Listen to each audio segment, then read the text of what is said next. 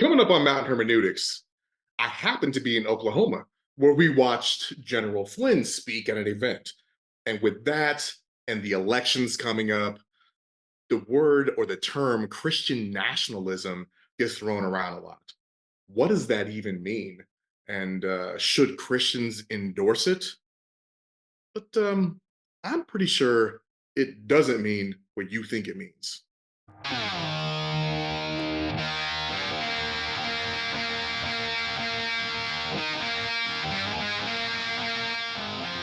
You're listening to Mount Hermeneutics, where three Marines give their perspective on God, faith, and spirituality with a heavy lean on the divine council worldview. This is not your grandma's Sunday school, nor is it always for the Christian faint of heart. Nothing about who we are or what we say make us experts. But you better believe we'll have a take, and perhaps it won't suck.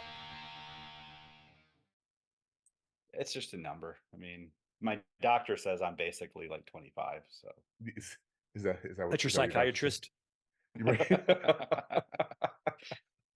Does everyone hate Calvinism? Bro, I think Not everybody enough. does. not enough. All right. So what's happening, fellas? Hey guys, welcome to my house. Good. Casa de And Mateo. welcome to our listeners to different view. Hopefully you guys dig this. I don't even know what camera I'm If, supposed to be looking at. if you do, Dre and I are going to move in. So don't like it. So Like it. I'm still Andre Super Dre at Instagram. Is that where I'm at? Instagram. It is. All right. Still there. The week that was a little bit different because a lot of the week that was is me being here. Flew United Airlines. That was fun, I guess. I had a really weird moment on the plane where I switched seats with a guy because he was allergic to cats and I didn't care. And as long as I had the aisle seat, I was still straight. But I guess he asked about how to log into the Wi-Fi. So a flight attendant comes over and kneels down next to me and hey, listen, the Wi-Fi doesn't work until we're 10,000 feet in the air, and there's a little light that's gonna come on. And I'm like kind of halfway with my, my earbuds. I'm like, huh? And I'm like, okay, thanks. And then the other flight attendant also knelt down next to me and said the same thing. And I'm like, what is this some kind of like Gen X like discrimination? I don't know how to use Wi-Fi. Well, I mean, in fairness, did you have the glasses on top of your head like that? I might have. I might have. So then people started laughing. Like, I'm like, do I look like This I is don't? like you don't know where to find the DMV, that kind of thing. like, no, I'm okay. And like, oh no, the guy back there, and he was a boomer, probably. Actually, he's probably an early Gen Xer, but clearly dumb. Clearly. Clearly dumb. And he's a bitch because he was allergic to cats and just refused to sit next to one. So there was a cat on the plane. Yeah, it was. They thought it was a dog. That's an important part of that. Like I was story is kind of like he just randomly was like, so I need to change seats because I'm allergic to cats. So if I sit by the toilet, I guess it because I'm cheap, so I had to sit back by the toilet because I didn't want to upgrade my ticket. But Well, you won't have to worry about that if some of our listeners throw some money at us, right? Donate to the show, subscribe, help us build some revenue. Then we can fly around and have a better class of experience. Don't donate. Do not donate to the show. Invest. Invest in the show. I like that. oh, man, so that was my week, and I spent with Casa de Mateo here with his family, who's been a gracious host, and it's super fun. It's always good to get with the Moors and his extended family. I got to see his mom and his aunt and his dad and some cousins and brothers and Lions and tigers and bears, oh my. and cows and all kinds of things. There were no cows. Okay. I'm like, yeah, There's in your family. no cows. There were Well, pools I and mean, never mind. pools and porn stars, though, right? There's a story It there. was- Yeah. But anyway, Brian, what's up, man? I didn't have as much as eventful a week as you did. I mean, I was with you for some of it, so not for the cat or the cows and the porn stars. I You're still mean, trying to figure out how that all went this is all new to me. Right. So, but yeah, I'm still Brian at the thirdhelix.com. Yeah, Matt, what's up with you, man? So it's obviously same stuff. The reason Dre came in was to go over to the General Flynn session. So there was a, I don't even know how we got it. So Carrie's been doing a lot of the political engagement through her veteran advocacy and whatnot. And she made this contact, a young lady named Aya, who is some manner of she's engaged. She works with General Flynn's staff in some capacity. Don't know. Shout out Aya. And she reached out to Carrie and was like, "Hey, General Flynn's going to be in Tulsa. Do you want to go? If so, I'm going to slip you the link to the to get a table for this dinner." So Carrie's like, "Well, yeah, I want to go. I want to meet General Flynn." So she asked me, and I was like, "I mean, sure, I'll go." And I was like, "Well, I need to.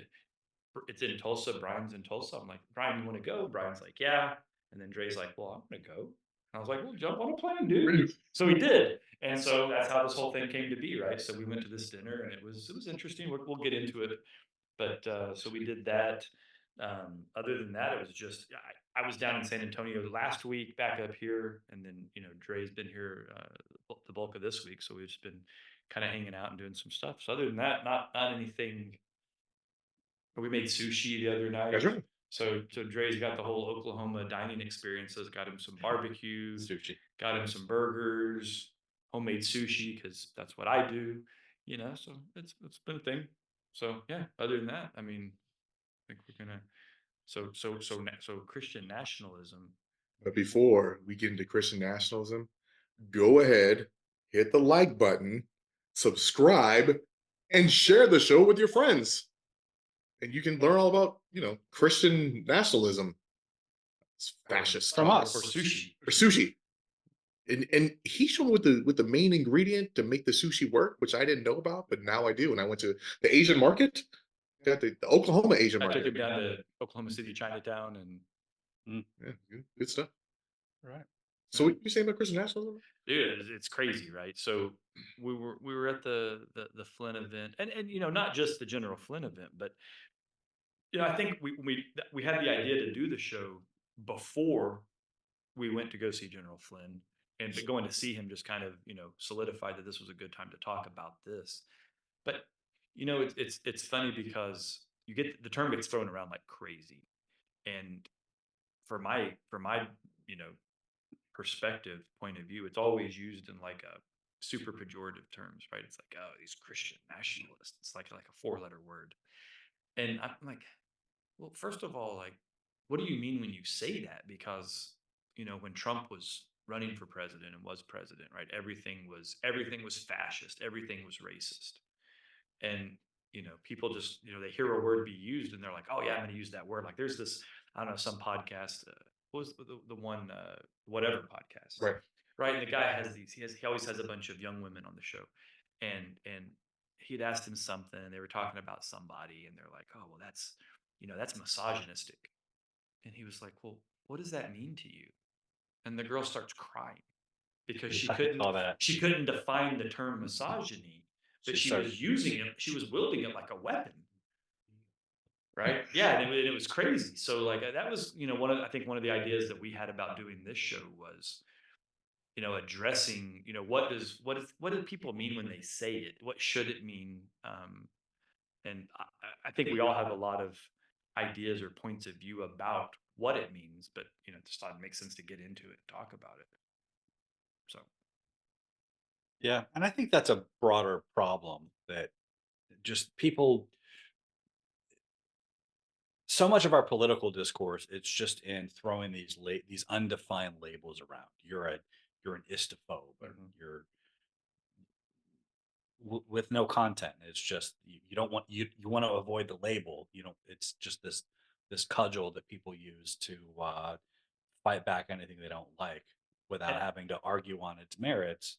well, then what's crazier is then the person that it's being thrown at wants to avoid being called that, even though they don't even know what it means. There's like this visceral defense, like, no, not me. I'm not the istphobe that you say I am. When really it doesn't even matter if you defend yourself or not, because people calling you those names they've already labeled you as See, this thing. I have a maneuver for that, and Oh, everyone at home, free to use it. Just credit me. This- It's the Irvin maneuver. this one's free. Somebody calls me a racist.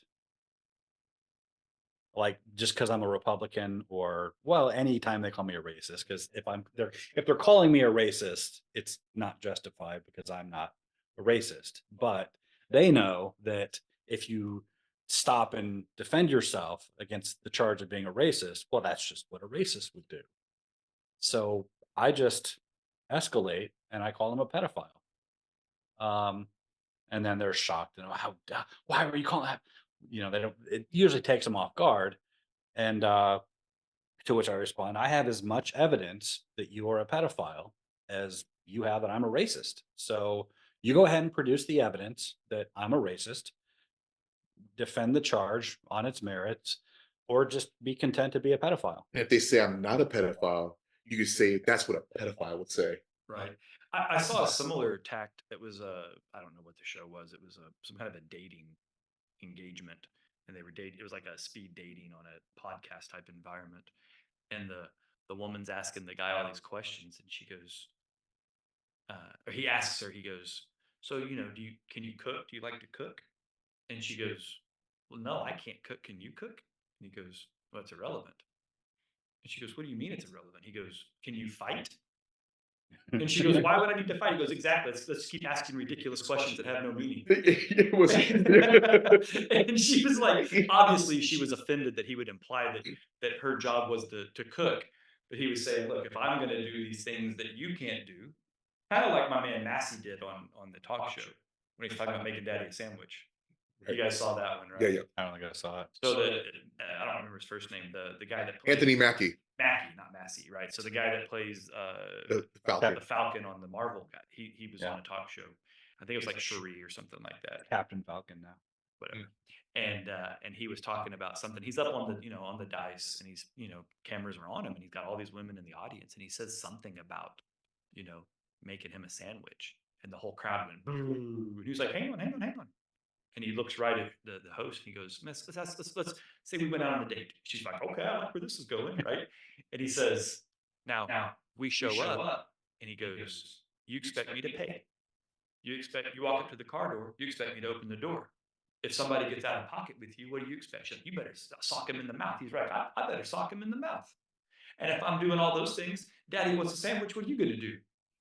And she was like, I'll make you a sandwich. He's like, you're gonna make Daddy a sandwich, right? And he kind of grandstands on it. Then the crowd, he kind of wins the crowd over with that. But his point in that is it's not sexist or misogynist to have an expectation of gender roles if you also have an expectation of gender roles. Or it is sexist because you are determining it based on sex, but it's not. But sexist doesn't necessarily mean wrong. Well, I guess that's a I question. think sexist is wrong, but having defined roles is not necessarily wrong. I think that's the It's way. like understanding the difference between race and religion is a thing, but if you're racist because you're putting it down or being superior over it. So in other words, having a sandwich made for you doesn't make you superior to the person making the sandwich. It's just their role of making the sandwich. Right. So you're defining sexism as one sex is superior, Correct. or inferior to the other. I'm Gotcha. using the ism as racism, right? Assuming that the ism means bad. That's the problem, is that like the term itself is so nebulous that any kind of distinction between one and the other is going to be called sexist. Correct. And that the nebulousness is the problem. Right. Because if we were going to talk about something and it's going to have a negative connotation, then the boundaries around that negative thing need to be well defined. Right. Because that's I think to Dre's point, using racism as an example, to acknowledge that Dre and I have different racial components is not an absurd thing to be aware of. Or even a different cultural background due to, but in part, to the race. Right. But the moment I say I'm better than you because you have more melanin in your skin, even if it's just a little bit, right? Like, or to say, I'm not sure which of you has more, to be honest. Well, I have more melanin. Okay, I'm sorry. I don't have any, so he's so melaninly challenged. He doesn't see color. Right. Brian doesn't see color. It's not a challenge. His eyes actually don't see color. I actually I get all of my vitamin D from the sun, and like Superman. Yeah. So that's what you take vitamin D pills. You can be the son of Krypton as well. I don't need them. I just get it. Right, yeah. Just Walks via outside, training. It It's just just- absorbs it like a. If I get too much vitamin D, it comes out as waste product through my heat vision. Wasn't there a cartoon like in the 60s or 70s? Birdman! And whenever he got the sun, obviously he became strong. It was like Hanna-Barbera. Anyway, Birdman. Which brings us back to Christian nationalism. You know, I've been a conservative pretty much all my whole life. And going to this event is my first exposure in a room with nothing but MAGA. I mean, I'm from California, so not a lot of MAGA country. MAGA hats. Not a lot of that going on. Though Although there were no MAGA hats in the room. there were some Trump hats, but no MAGA. They were implied. Right, They yeah. were implied MAGA hats. I'd never been in a room full of MAGA, and this is not me disparaging. I felt welcome. There was no hint of any kind of racism, even though I was the only probably African American in there. There was probably some Hispanic in there was You were the also. most melanin-rich Yeah, individual in the And it room. seemed like maybe, I mean, we were in Oklahoma, so there's probably some natives in there as well. I saw a couple of dark-skinned ladies, I would assume, because I'm racist, I just assumed that they're native because we're in Oklahoma. But it was interesting how, because one of the things I like to do when I'm in a room and someone's talking or addressing, I like to scan the room and see how people are reacting. It's like just a thing I like to do. And wow, when the speakers were up on the stage saying words, the people in the room were riveted. And I mean hanging on, especially when Mike Flynn was speaking, they were just like, yes, that, and it was almost like church, right? They're like, yes, yes. And it's funny because then I went to church on a Sunday with in Oklahoma City or more, right? It's City Church, shout out, Pastor Randy, thanks. And and again, the people there were very, hallelujah. Right, so it was a nice experience for the Southern California kid to be in a room where people are actually paying attention and not doing other things and kind of hanging on words. But some people may see that as some kind of like weird cult Cultish behavior, indoctrination behavior. Yeah. And that's why, I framed it as saying I'm not trying to disparage these people, but it was interesting to me how in tune and some of the buzzwords and things that they say they were kind of in. Well, I think that's probably part of where things can go off the rails so easily, right? Because if you're in a situation where people are really listening, what's the threshold between it just being a conversation, you being a good gifted speaker and turning it into a cult like following, right? Like if we go back and you hear stories about, Hitler was a wonderful speaker. It's like, how good of a speaker could the guy have been to get them to do the things he got him to do, right? But I mean, there is obviously that line where that the followers become so over, not enamored, but like just 100% bought into it. Yeah, you mentioned listening intently. I kind of see it. I don't think they were though. I think that, and that's the problem. Like it did. Like, were you guys listening attentively to like what is he saying? What is the substance of what's being said Right. here? So what I did notice is that my table was the only table that I could tell that had any kind of skepticism. By your table, you mean me and Matt and Yes. our I'm like, he says that we're like, it was and it wasn't Michael Flynn, by the way. General Flynn didn't really say much that would cause, any kind of skepticism. He was pretty vanilla. I don't think Flynn said anything out of pocket. Right. No, I think it was the other guy. I had like the whole room in my field of vision and the stage. Right. And I heard this one key phrase and I'm just kind of like, and I'm looking around and I'm seeing everybody is just like, hey man, but Matt and I lock eyes and it's like we're the only two people like who have not been. So what was funny hypnotized. was the way we were sitting is the two of you were sitting next to each other. So you couldn't look at each other without it looking really obvious. Like, so you guys weren't looking at each other, but I kept catching either of your eyes. We were kind of heckling it. Sure, like you're under your breath kind of thing. Yeah. Yeah, but I kept catching both of you, and I was in clear view of the stage. because you kind of had a little bit more of your shoulder. So I had to be careful. I'm not looking at you going, well, the guy could see me up over here. So that was a little different. Right. And there was also a funny thing I want to mention because I thought it was back to talking about, sexism versus gender differences, right? So there were some other women at our table, friends of my wife's, and the three of us were kind of having a little chat, kind of a low key chat, right? And we were joking about like, how do we get out of here? Like, because we were worried it was going to get worse before General Flynn got up there. And then I kind of showed my wife the chat that we had. And then she showed me her chat between her and her friends, and they were basically worried about the fact they weren't getting dessert because there was no sugar in that room because they were big like nutritional kind of freaks. And so the girls are like over here like freaking out that there's no cake. And we're like, can we start a bomb threat to get out of here? And that feature is like is emblematic of my whole problem with, I don't want to give too much away just yet, but like I think we ought to define what Christian nationalism is, Yeah. and then get into what the substance of Yeah. what this dinner was. Because if we talk about it now, the relevance isn't immediately obvious because it was kind of a sales pitch. I mean, it was Sure. Sure. like that, like it was. Well, it was. I don't know that it was as much a direct sales pitch. So what the event was, it was sponsored essentially, right? So there's a couple that are both functional doctors, Medical Institute, I think is the name of the group, and we'll put the link in the description. You guys go take a look at them. They're up in Tulsa, and there are a couple of doctors that have, they've kind of focused on gut nutrition and internal health as the kind of be all end all for wellness, which whatever.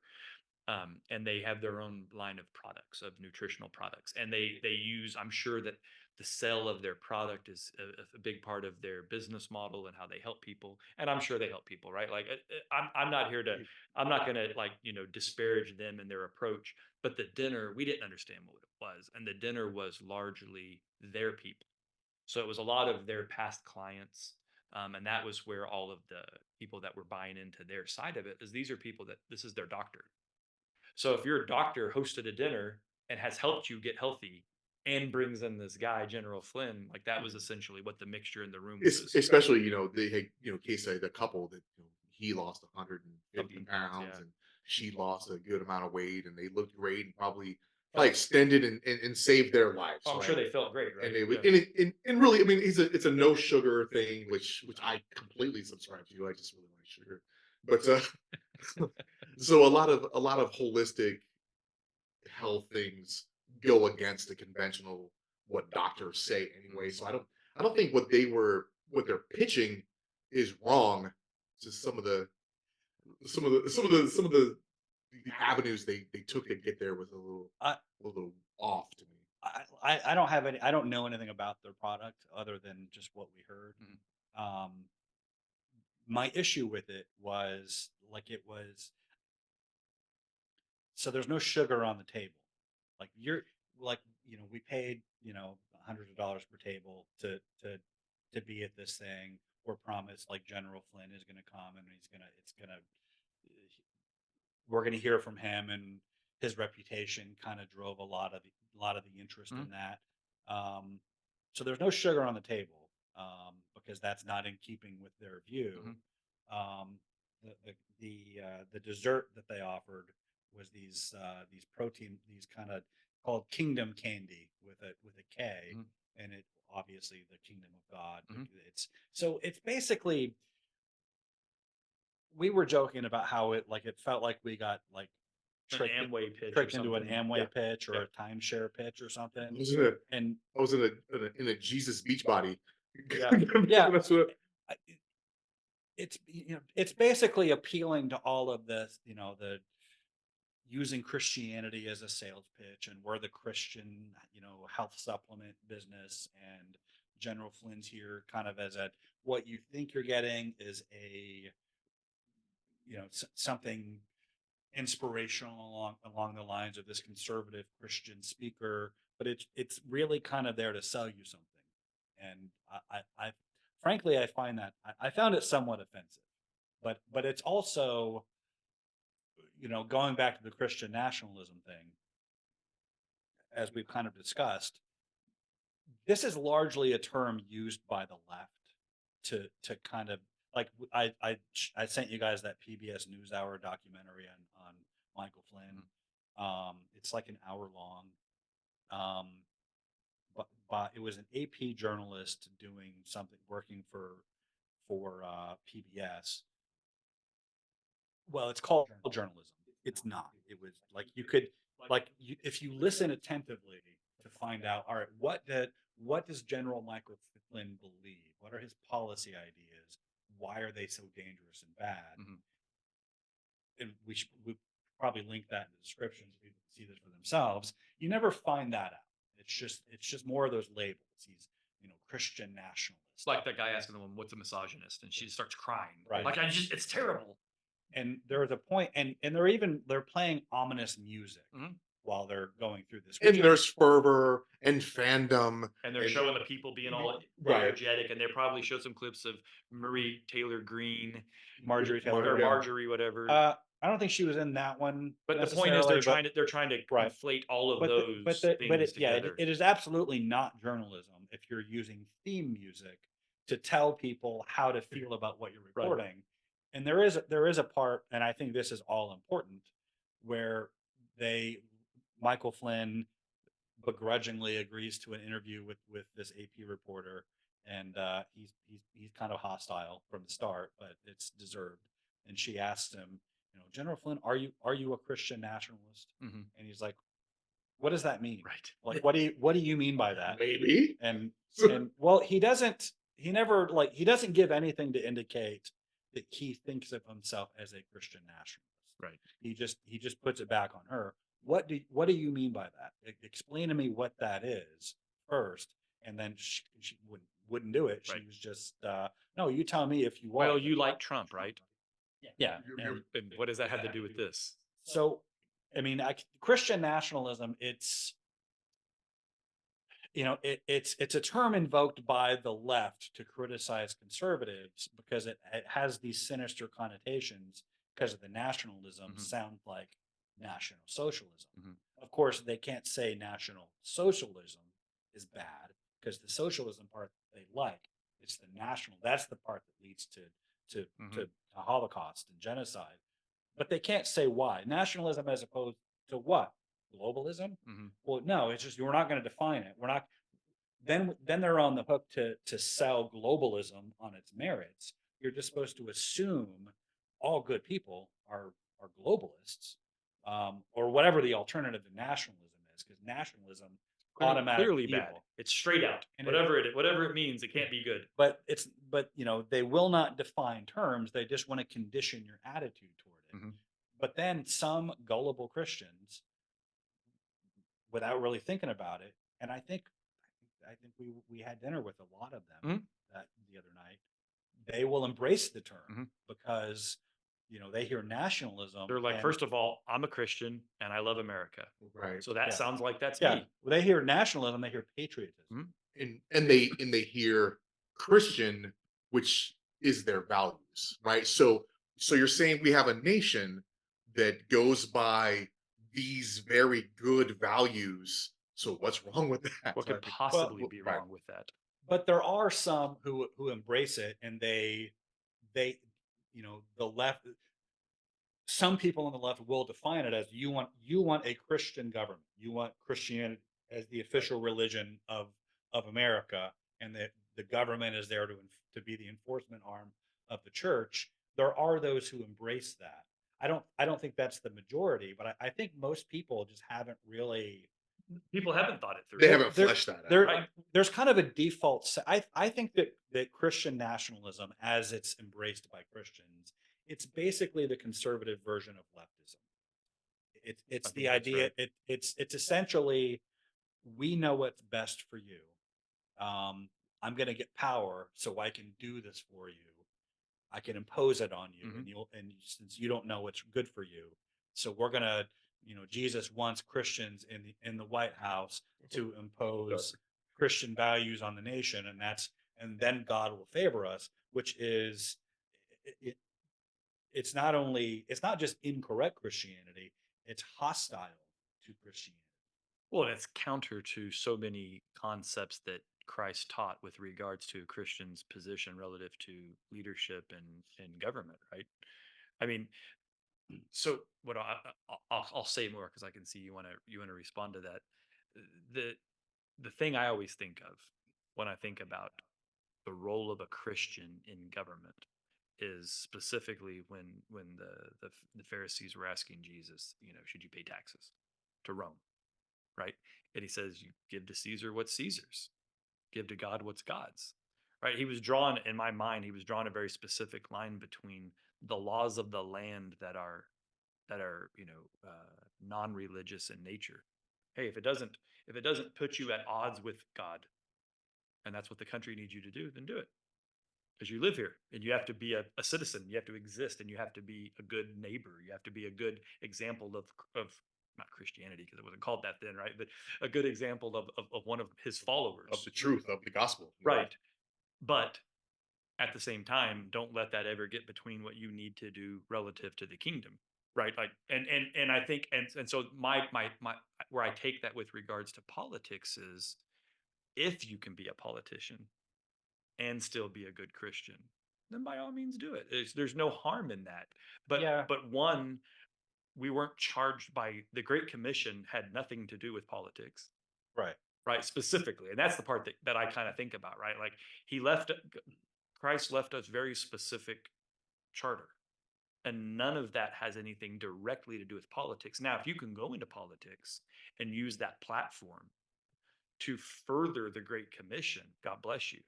But I don't know how one could do that. Right. Right. That's the problem. I'm saying Well- in a perfect scientific clinical, incubator, sure.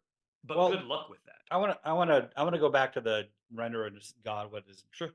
render unto Sure. Caesar what is Caesar's and what is, like, I don't think that what you said is an incorrect reading of the overall New Testament relationship to government. But I don't, like, in that particular instance, I don't even think he was drawing any positive lines. It was more like they were putting it on him to say this extremely Well, controversial they wanted to thing, say don't pay taxes. So I mean, that's one of the things that even so they got would him trap him.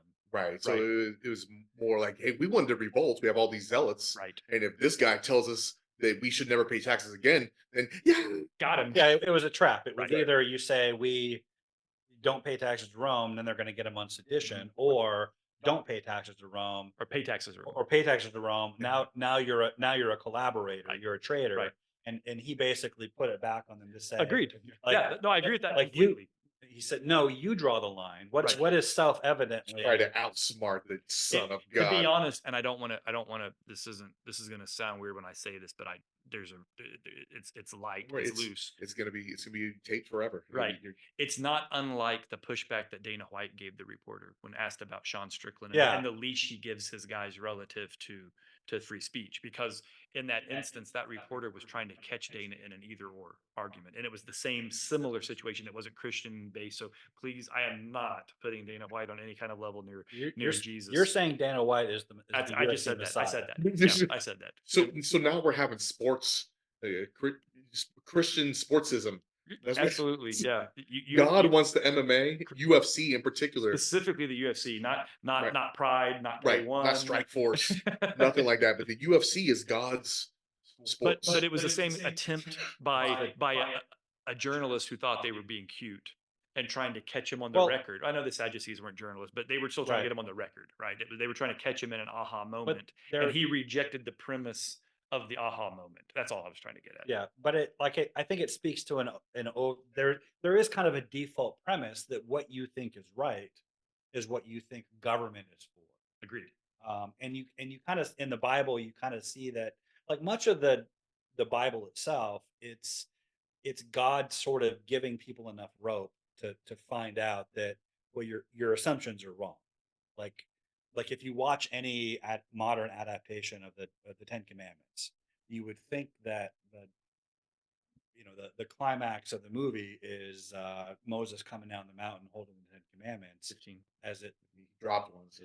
as if like, and I think in the prologue to the Ten Commandments, the Cecil B. DeMille, it even kind of sets this up, harkening back to the time before man had the light of God's law, and and then all the Exodus happens, and then Moses comes down the mountain with the Ten Commandments. Same thing in Prince of Egypt.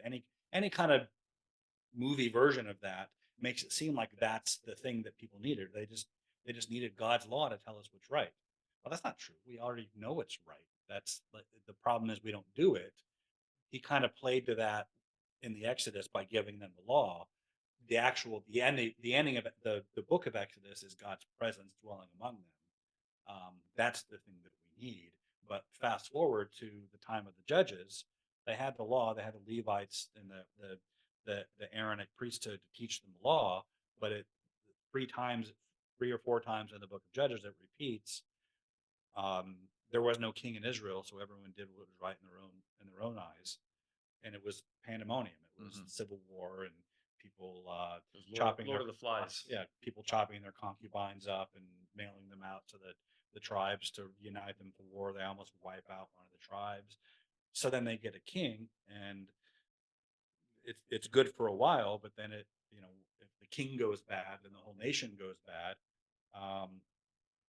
And basically, it's one lesson after another about how your assumptions about how to fix the problem of human nature, it's wrong. And we still haven't shaken that off. We still have this idea that if we just get the right government, that's going to fix everything. And that's kind of the default that the Christian nationalists fall into, thinking, Well, so that's also a problem because that's where we get the great pandering of legislators, right? Of the politicians, right? So On both sides, right? both So, sides, right. 100%. Yeah, Because really, this secular non-religion is a religion in and of itself to a lot of these people. But absolutely. I have a question. Though. I don't know if I'm Oh, messing go with for it. your train of Go thought. for it. So the founders of America. So this is kind of where I think the Christian nationalism sort of stems from. Were we founded as a Christian nation? yes and no. Right, I think if you ask the average dude anywhere, the answer would be yes immediately. And then Especially if you ask the average Christian.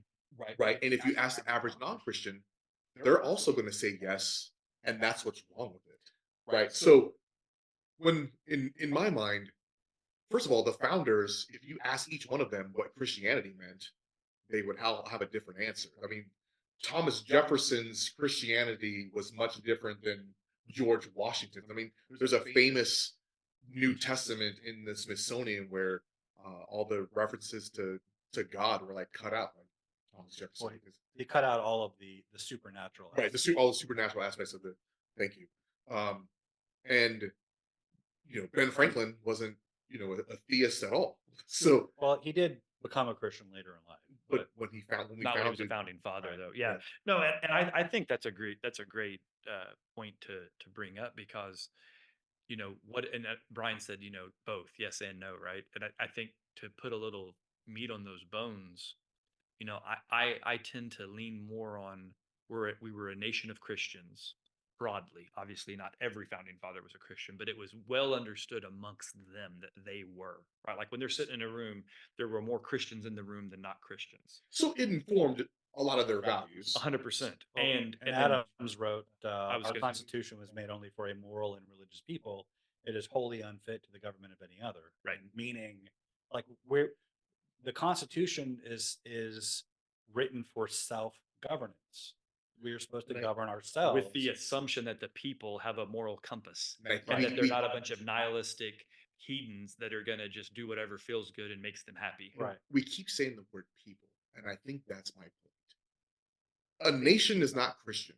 This fucking microphone cannot be Christian. People are Christians. So is the nation You mean guns can't be bad and guns don't kill that people? is a part I of have- what I'm saying. I have Christian guns. They've been baptized. They only Now smoke the check ammo is apostate. but my point is that the nation can't be Christian. The people that live in it Christian, as a collective.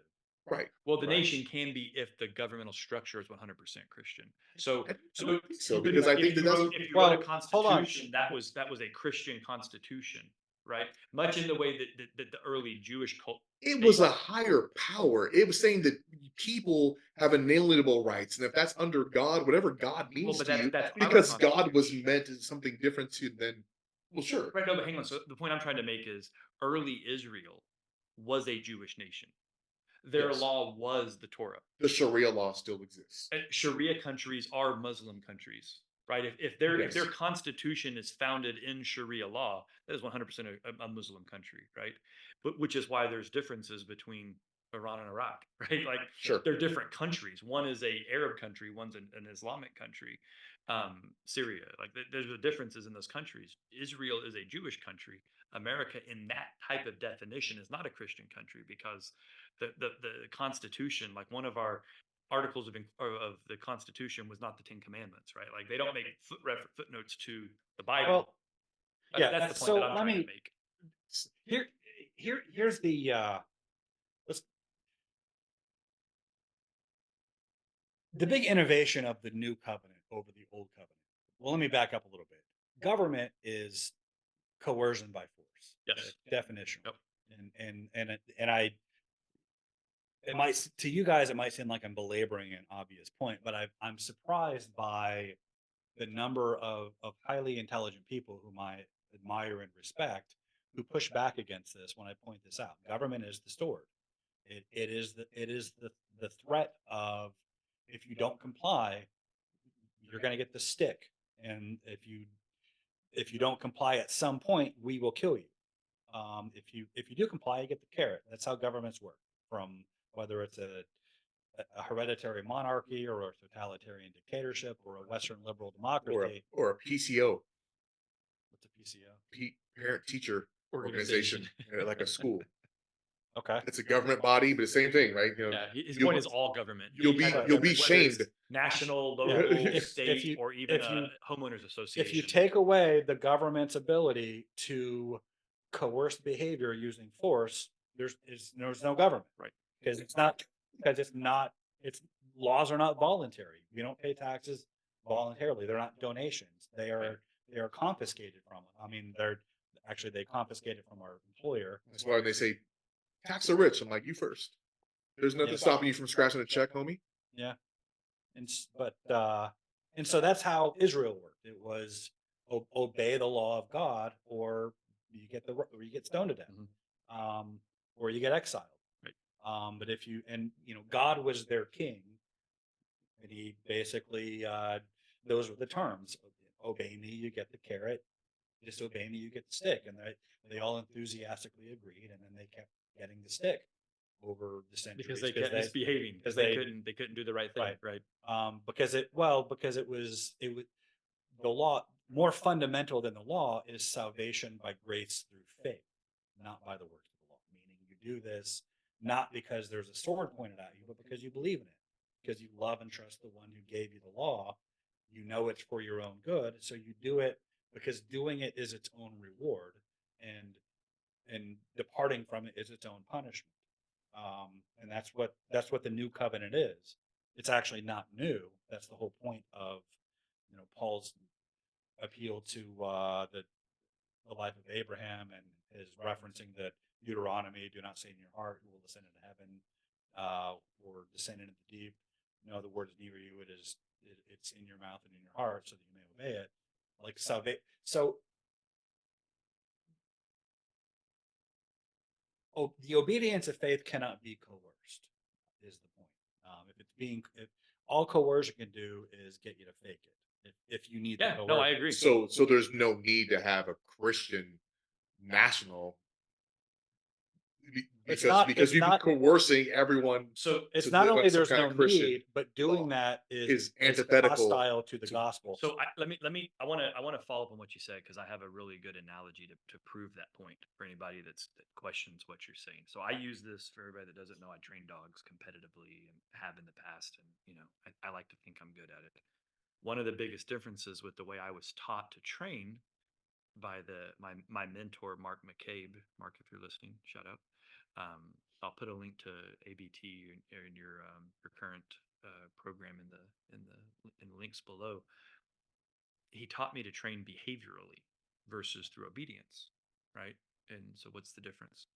Well, the average dog trainer, like if you go to PetSmart, whatever, and you say, hey, my dog's jumping. How do I make my dog not jump? They'll say, well, teach it to sit.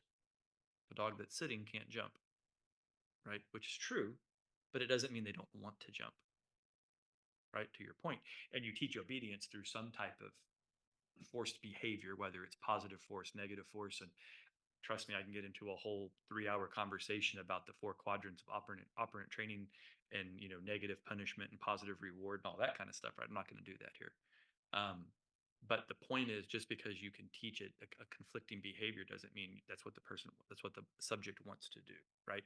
And I use the analogy of being in the military, being a lance corporal standing in formation on Friday before a 72.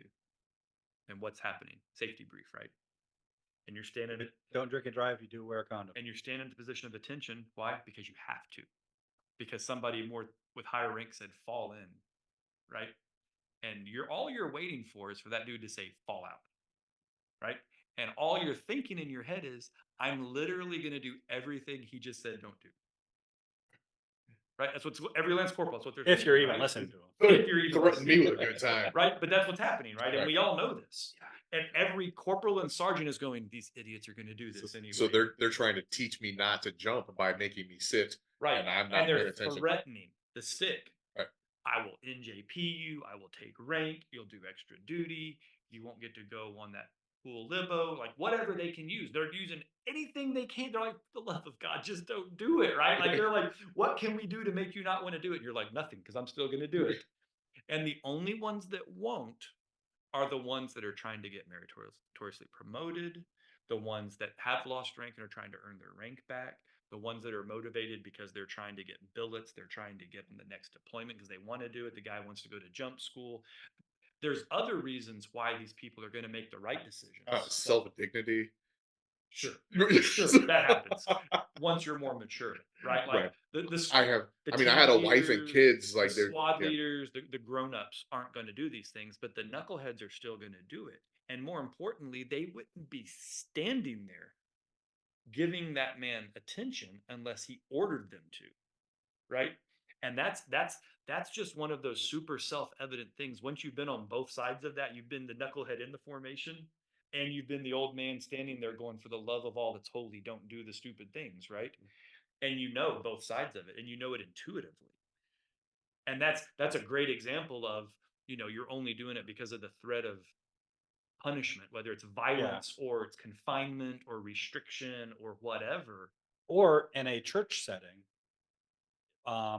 it's the social castigation. Yeah, you don't want to be shamed by your church. Like you talked about. It's interesting that you brought up conditioning dogs, because all of that stuff applies to humans, 100%. and it typically does. And that's kind of the problem beneath the problem of Christian nationalism. We feel like our social needs are getting met in church, and it's got its own system of sticks and carrots, so that people are complying with what they understand to be Christian standards of behavior, Christian values, Christian beliefs. But it's not really, well, that's not what the New Testament's talking about. The New Testament is talking about you're not doing it because there's a system of sticks and carrots. You're doing it because you have a new nature. Right. Because this is consistent with who you are. Gets into the whole 5 whys. And why do you go to church? Well, because it's good to go to church. Why? Because I'm saved. Why? Because my parents told me I was saved. Right? Like, it's that kind of thing, right? Like, the final answer isn't. The final answer for any if let me put it this way, and I'm just super simplified. Agree with everything you're saying. If your answer to why isn't either because I feel the Holy Spirit in me and it's driving me to do these things in order to further the kingdom of God, that's really the only final answer that is the right answer, right? Now there can be more nuances in there, right? Like I'm trying to help the homeless because I'm trying to bring more of this and peace and suffering and help people and bring people but at the end of those 5, 6, 10 whys, The answer should be the kingdom. Well, And if it's not really a Christian behavior. yeah, at root is I'm doing this for its own sake. I'm doing it because I love that person, and I can't.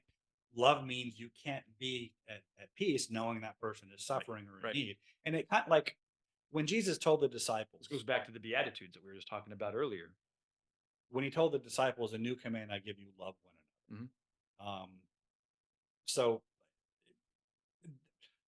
that always seemed like before I, when I was a somewhat immature Christian, like that always kind of bugged me, like because I'm walking into church and like people are smiling and welcoming me, and like people that I know who are not that smiley and welcoming in general, but this is a church setting and there's this command to love one another, and that's why they're doing that.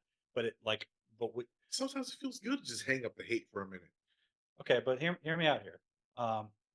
Logically speaking, if you have to be, if you have to be like I don't need to be commanded to love you guys because like we you- we've been friends for 30 years. I already love you guys Because you're super gay, right? because I mean, I'm a deeply closeted gay man. I mean, you would be the first would be just gay for me. It's, But I'm in the closet. right. I'm deeply closeted. You are So- Kelly in this motherfucker. Okay.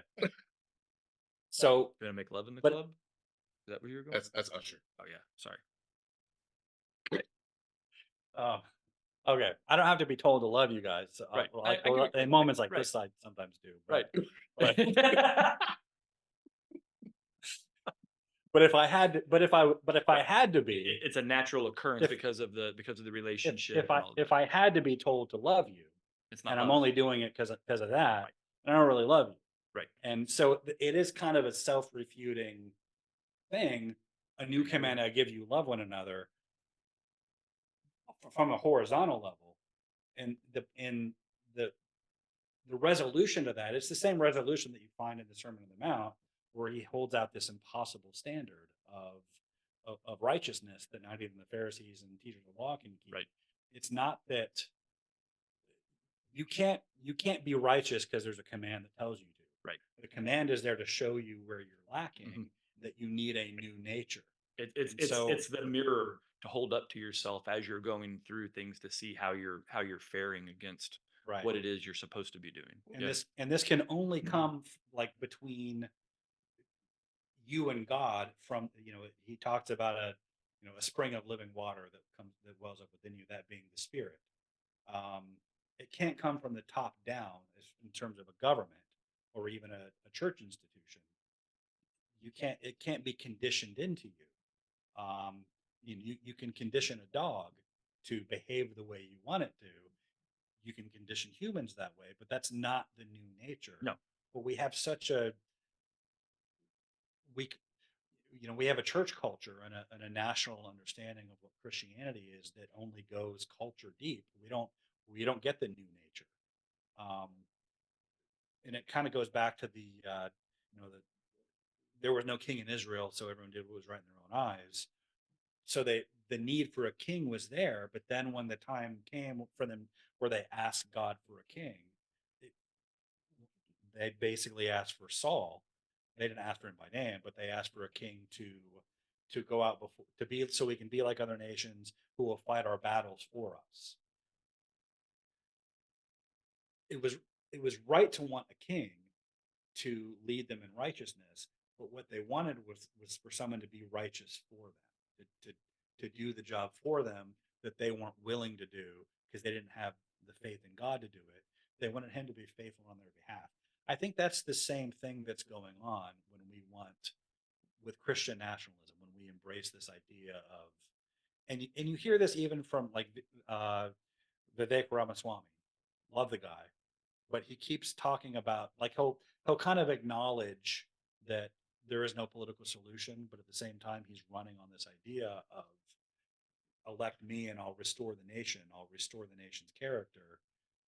No politician can do that. It's not a politician can. So this is where I would just ask. So cool. Christian nationalism shouldn't be a thing, but why not? I mean, here we are. In order to create a safe thriving society and Christians understand what that means and how to get there, why not? Why not use their law? What could go wrong? What could go bad by Well, so the first thing that could go wrong is something like, I don't know, the Spanish Inquisition, Nobody expects it. No, right? right. Totally unexpected, and Right. yet there it is. Right, okay. Oh, weird. Yet nobody expects it, yet utterly predictable. Right. It is. Yeah, I was like, it happened again. I don't know how that keeps happening. So that's the kind of things that could go wrong, right? Is first of all, um, my first thought that jumps out is everyone's version of Christianity is slightly different, right? So while the three of us have our view of Christianity, it's very possible that the person that we elect who's going to restore Christian or install Christian nationalism Impose. would come with another prohibition of alcohol as Sure. an example, right? Sure. Because that's a very common thread in modern Protestantism is that alcohol is not allowed. Like criminalize tattoos. Right. Right. Right. There's a lot of those things that Hey guys, can we take a? absolutely. Yeah. No, that's fine. That's fine for everybody. So I'll just restart it. So yeah, so what could go wrong? So, you know, everybody has a different view of what Christianity looks like. And, if they wanted to outlaw this or ban that, or what if it's the very, like the Quaker level of Christianity, right? And all of a sudden women can't wear pants and they're only allowed to wear dresses that go to their ankles, or men can't shave. Or what if it was the Seventh Day Adventists and they say you can't eat pork? There's so many ways that this could go wrong. And it's not just prone to abuse, it's hostile to the gospel.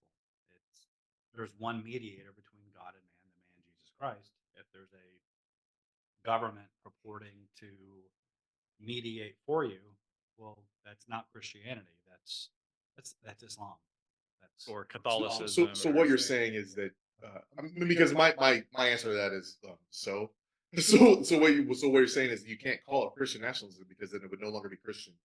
Is that what- yeah, right. it's So a it'd be misnomer. just nationalism, religious nationalism It would for be the religious sake of nationalism. theonomic nationalism, I guess. So Matt Walsh's theocratic dictator, that's where I was about to go, right? theocratic Yeah. fascist dictator of America, Yeah. of the world, even. Yeah. And we've joked about that before, right? That whether or not Walsh is he's trying to be cute about it or not. Well, Right, if because that's of really his- what he would do Because if of he his, really was in the charge. Catholic background there, right? The Catholics tend to be a little more autocratic and a little more, heavy-handed with and it's not just them, by the way. I'm not looking at. Right. It's just historically we've seen more evidence of Catholics Because they had the doing most that. power, right? They had the power in and world history. and it was kind of the early form of Christianity.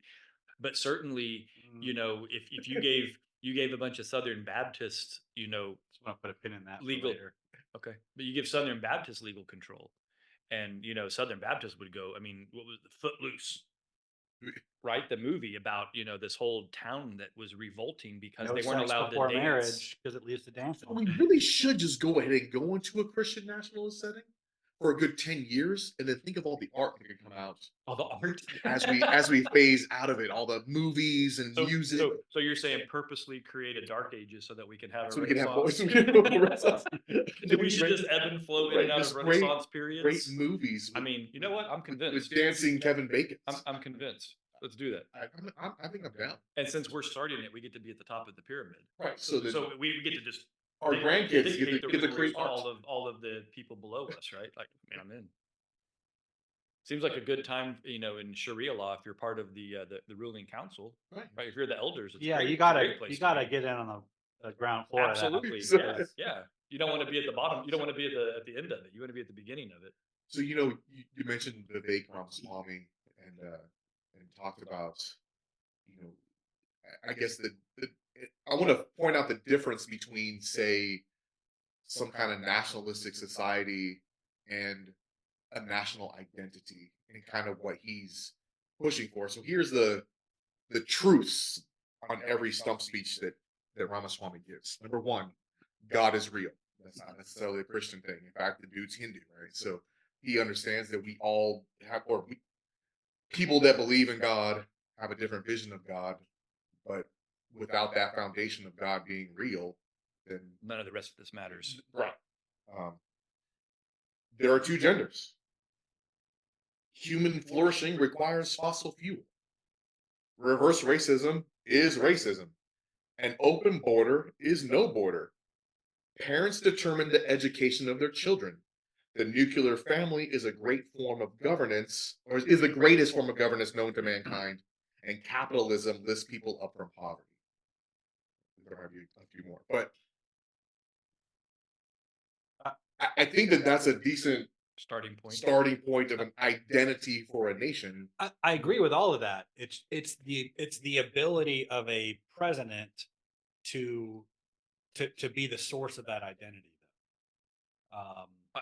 I don't think that Vivek. Or to restore it if it's been lost. So I'll take a little privilege in not knowing Vivek. Uh, I've never had a conversation. I'll with go the man, next. but I don't think he believes that he is the reason or the way through which it's going to be instituted. Yeah, and I think he's putting himself up to be the dartboard, to take the hits, to say I'm going to be the one to take all the bumps while people rail about this.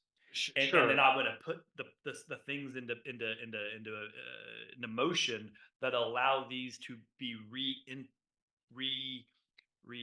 implemented as national concepts. right. Just let me reframe my remark Sure. about that. Like it was I, as I've said before, I pledged my sword to Vivek Ramaswamy. He was the best guy on the who was running.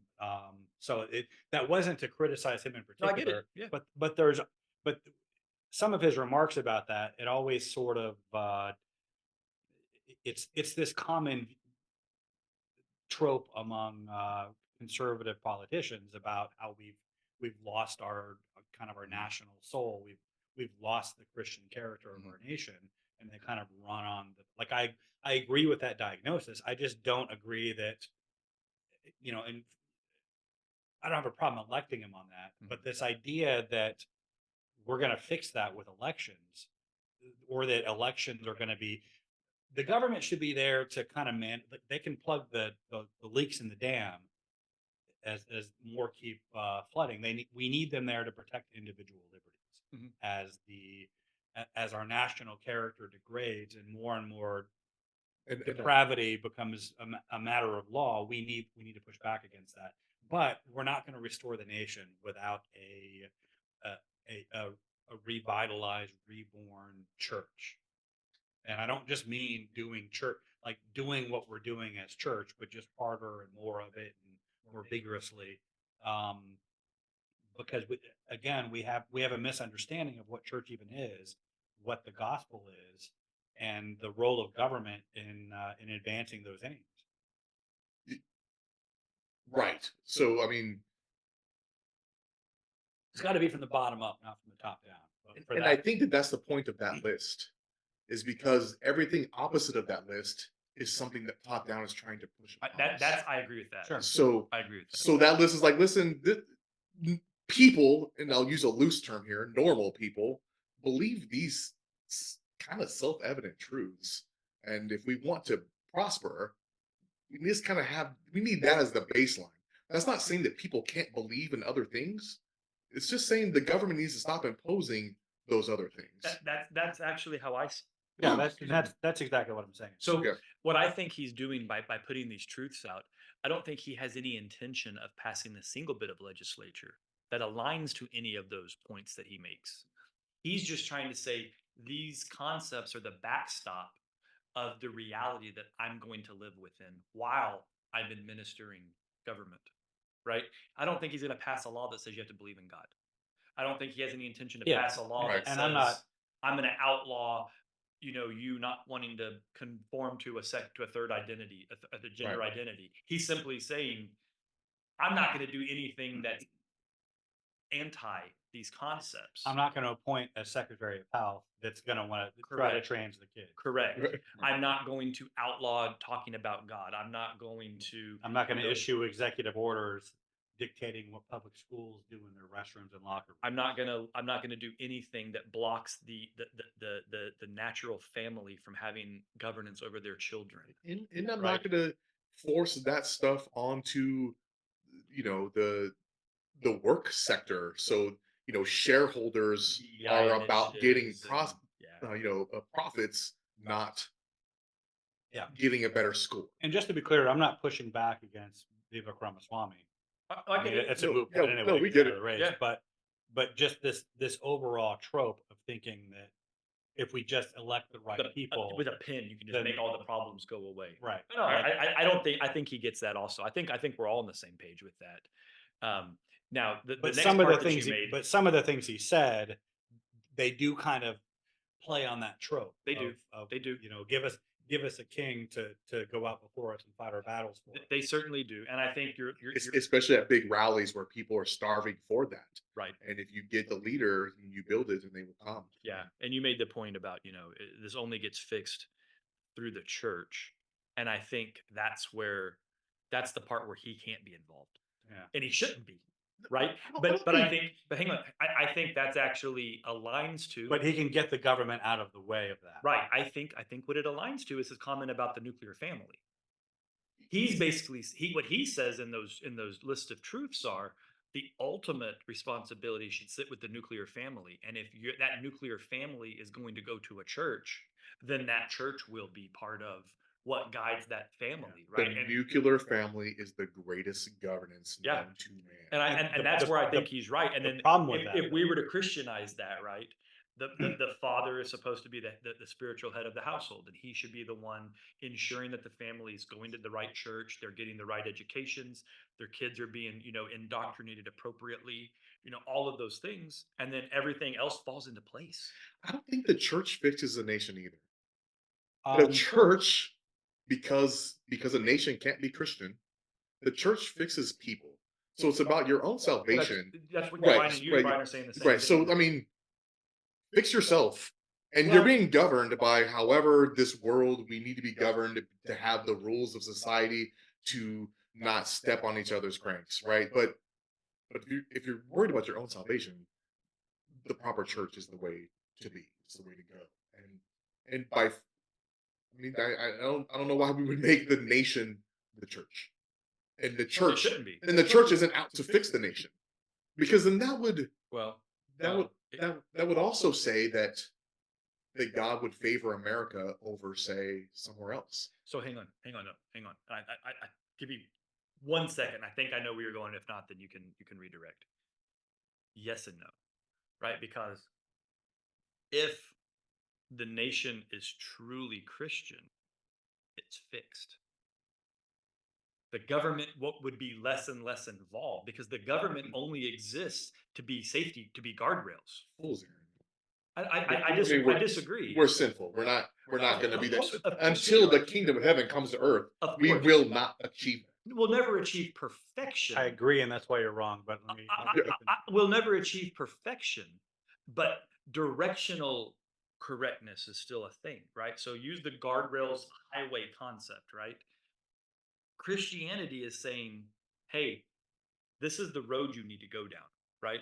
And if we're all on the same road, pulling from the same end of the road, or whatever, analogy one wants to use, the requirement of the government to be the stick or the carrot lessens, right? Go back to I mean, aren't anarchists say the same thing? True anarchists. If you're listening to Michael Malice, he speaks in exactly. I agree with that, by the way. Right. A true libertarian would say the same thing. The problem is those are more of a fool's errand than true Christianity is, because it actually goes against human nature.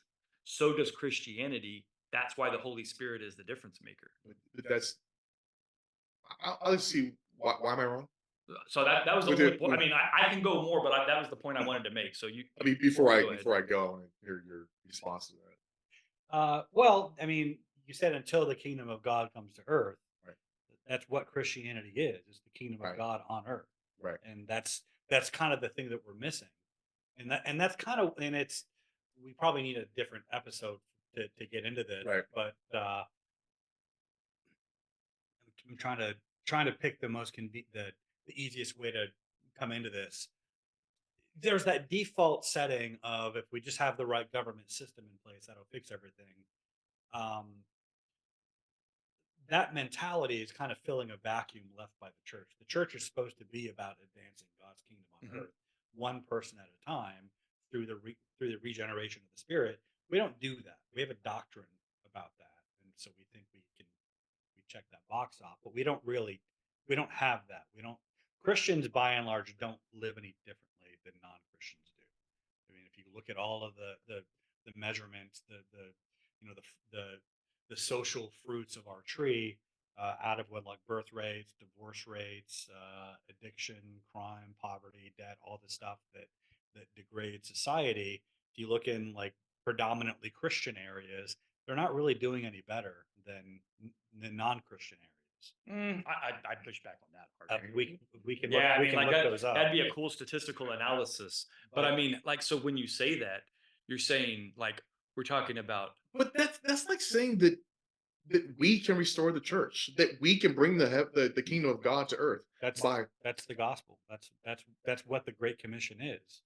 It's the church doesn't teach people why it's true, that it's true, what it means that it's true. Like that passage in Second Peter that I always quote. Um, His divine power has given us everything needed for life and godliness through our knowledge of Him who called us by His own glory and excellence. Through these, He has given us His very great and precious promises, so that through them you may participate in the divine nature and escape the corruption of the world caused by appetites. And then the part where we preach these sermons verse by verse, and we think we have that stuff covered. But the very next part, therefore, make every effort to add to your faith excellence, no, knowledge, I, and I control. I get that. Like, So are you saying that Jesus is not coming back until we create that paradigm, well, or is he coming back for us to do that? he's well, and this is the Right, debate so- between I was going to say this is premillennialism that's a and whole postmillennialism. eschatology. But no, I think this is front and center of I think Christian so too. nationalism. Yep. And I would say that the way I sum this issue up, if your eschatology isn't premillennialism, like premillennialism is the view that Jesus will return before the millennial kingdom to set that up, Mhm. then you're basically denying that he's the Messiah, because that's what the prophet said the Messiah would do. If you're saying that's not going to happen, then you're basically, and this is, people are going to be pulling their hair out. Sure, and but it's- this is that whole. There's the 7-8 primary. But if your the- ecclesiology is not post-millennial, meaning if you're not trying to bring about that kingdom of God on earth through the efforts of the church, through God's work through you, well, then you don't have the right, you don't understand the gospel itself, which is not a contradiction. Like, the church is supposed to be working toward this. Jesus said this gospel of the kingdom will be preached to all nations, and then the end will come. We're not really preaching this gospel of the nation, this gospel of the kingdom to the nations. We're preaching So, this. yeah. So I think taking this down a Well, let me eschatological sum this up.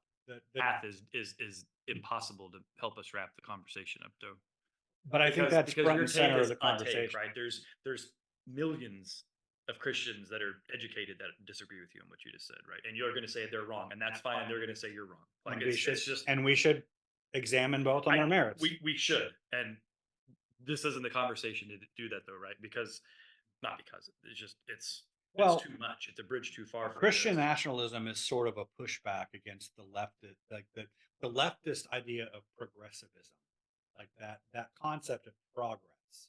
They have this basically what you have there is a Christian heresy in essence. They want to bring about this utopian society of perfect equality and justice in their view, but it's godless. It's accomplished using the government as God. It's basically the political version of New Age, of the New Age movement, which is just rebranded Western occultism, which originally was a Christian messianic movement. It was an underground version of Christianity where they were trying to bring about the second coming of Christ, but it kind of mutated beyond that to like Aleister Crowley's Aeon of Horus. This you kind of have the same goals of the New Age movement that you have in progressivism, and it's really kind of filling a vacuum left by Christianity missing the gospel. We teach that it's about individual salvation to an afterlife in heaven as a disembodied spirit. That's the main thing being offered, which is as we discussed in our last podcast. That's not in the Bible. It's not Christianity at all. So what is the gospel? It is this kingdom on earth that we're talking about, that leftists are trying to bring about by abandoning God, by setting up government as God, and the Christians kind of push back against by saying, no, no, no, no, we need a Christian version of that. But that I don't know that I agree with that though. You're suggesting that when you say leftist, you mean leftist Christians, not leftist non-Christians. No, I mean, No, I'm talking about secular. leftists. No. Oh, I'm Well, talking about he was saying leftism, capital L. and I'm pretty sure that none of the three of us think that Christian nationalism is a good idea. Right? no, Agreed. I'm pushing back on. I don't think Christian nationalism is a pushback against any progressivism or leftism, because I think for half the people that think about or use Christian nationalism, it is leftists that use it and talk about it. Well, no, they label it. They Right. label of what they think because they are the antithesis of what that utopia But my point is, I don't. they're building toward the same thing. Only one's bizarro land and the other one's not. I am hesitant to believe that many Christians actually think of Christian nationalism. That's my point. I would agree with you, but it's largely because it hasn't really been put to them to define. Maybe. Like a lot of it Maybe. is Maybe.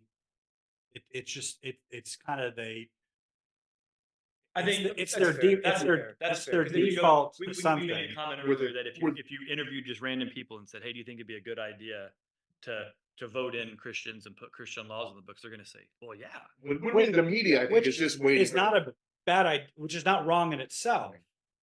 They're waiting for a dude to pull out a gun and shoot up a school because he's In the Christian. in the name of In the name of God. Christianity, and this is the way our government should be, Yep. and you need to be stoned Yeah. today. And And I- then I wouldn't be and then surprised. everything that they've been saying about what Christian nationalism is and They how could it go, is. "Ah-ha!" Yeah, you are the reincarnation of Hitler. You Yeah. are neo-Nazism Literally. in the name of Jesus. Yeah. Because right now they only have the Handmaid's Tale. Right. Which has never come to fruition. Which is so crazy to me, right? So this fictional book I wouldn't be is like the surprised if- marker of what Christian nationalism is supposed to turn into. Right. When did they write that? The late 70s. So 60, 70 years ago, this thing was written. 30, 50 years ago. This 50. thing I'm was like, written. oh, bro, Yeah. you and I are not that old, dog. We were born before that book came out. So So we were. was it Late in the 70s? eight? Was it in? I thought it was in the 80s as a response to Reagan. A movie came out, so like 79. So I think Oh, okay. Reagan became. It was when Reagan. So it might be in the mid 70s. Well, the because TV show. Reagan was is voted in the- 80, right? for president, not for governor of Governor California. Right. Gotcha. So it's the 70s. Okay. The good governor Okay. of California. So There think was a of- movie that came out in the mid 80s, and then the TV show was revamped for Hulu in Gotcha. 2013. I characterize that as the updated version of the Protocols of the Elders of Zion. What is that? That is a. Thank you for asking, Greg. I forgot that was on. Yeah, so that was like a pamphlet or a brochure. It was a manifesto that was circulating in Eastern Europe in the late 19th century, attributed to this purported evil cabal of Jewish elders, and they're detailing their nefarious plans to take over the world. And it was the fuel for a lot of the anti-Semitism that led to the Holocaust. So is that the Zion, whatever we talk about? These Zionists are trying to take Well, over. Zionism is a separate thing. Okay, Zionism was just the movement I'm learning. to for the Jews to resettle and reconstitute the nation of Israel, which has happened. But the Protocols of the Elders of Zion is just the name for the mountain in Jerusalem. So it's just kind of And in St. George, Utah. sure. Yeah. Into the Matrix. It's really pretty there. Okay. But so the Handmaid's Tale is basically just that, except you know, European anti-Semites at least had the defense of thinking that That they This was- thought it was real, even this though was it an wasn't. actual Right. manifesto The written actual by actual elders. people detailing their actual plan. So just to be clear, this thing was like it was a well executed psyop yeah, it was to propaganda. to get people to believe in these boogeymen. Right. No, I don't think anybody knows who wrote it. Where the Handmaid's Tale is no different than Harry Potter. It'd be like us basing all of our shit It's later, just like 20 years from now. Like, you know what? If you keep doing this, we're gonna end up in the land of Slytherin. it's just as bigoted and slanderous. The Handmaid's Tale is just as bigoted and slanderous as the Protocols of the Elders of Zion, except it's 1,000 times more stupid because they at least thought that it was written by actual people. Whereas the Detailing Handmaid's the Tale, actual we plans. knew it was written as a work of fiction Right. to be a movie By- or a book or whatever. by a far left activist. That was known Like- to have been written by this far left Right. activist. Like it's like So- there's no mystery that there's this cabal of Christian nationalists who came up with this as their plan. Okay. Yet they act like it is. Okay, so how is that different? So, for example, Roe versus Wade gets overturned, and people are like, "Hey, see, this is how the Handmaid's Tale is prophetic on what's happening," and we know that that's fiction. So, how is that different than, say, a conservative saying, "See, you're being totalitarian, just like Orwell predicted," and that's a work of fiction as well. No one says it's stupid. They were like, "Hey, Orwell was saying it, and here we are doing it." How is the leftist point of view when it comes to the Handmaid's Tale different than that? Well, Orwell's thing was showing the methods of controlling people. And then we see those methods being used and we know we're being big brother. I knew you'd Yeah, I think that's a fair answer. The right? Handmaid's Tale is more about the objective. It was the outcome and how it got Right. there, right? and that's really where I was going. That's what I thought it was, and I Yeah. thought you would agree, and Yeah, that's fair. you gave the answer, and I appreciate that. We didn't even script that. I had no idea that was. Yeah, 1984 is more like a cautionary note saying, "Hey, these are the steps and what they look like on the way to a disaster." Whereas the Handmaid's Tale was just like, hey, "It's already happened." Here's a disaster. And But now also- this is the hell that the women live in because it's. But also, Kind of built for us. 1984, he was looking at what the communists did. Like that was based on history. Mhm. He's just kind of Yeah. I don't want to say allegorizing it because that's what Animal Farm was, but he basically just took the same psyop methods and, Mhm. and population control methods that he saw in the It's the the Soviet Revolution. sociological. In fact, I would argue that 1984 could be the sociological counter to the economic version that is Atlas Shrugged. yeah. Because in Atlas Shrugged, it's all the economic problems and the politicians making adjustments. You shouldn't make this money. You shouldn't do things this way. You should standardize, socialize these businesses, and then the world continued to go off the rails. I think 84 went a little further with the outcome, right? Because Atlas Shrugged was more about the fight that was going on to keep it from happening by certain people.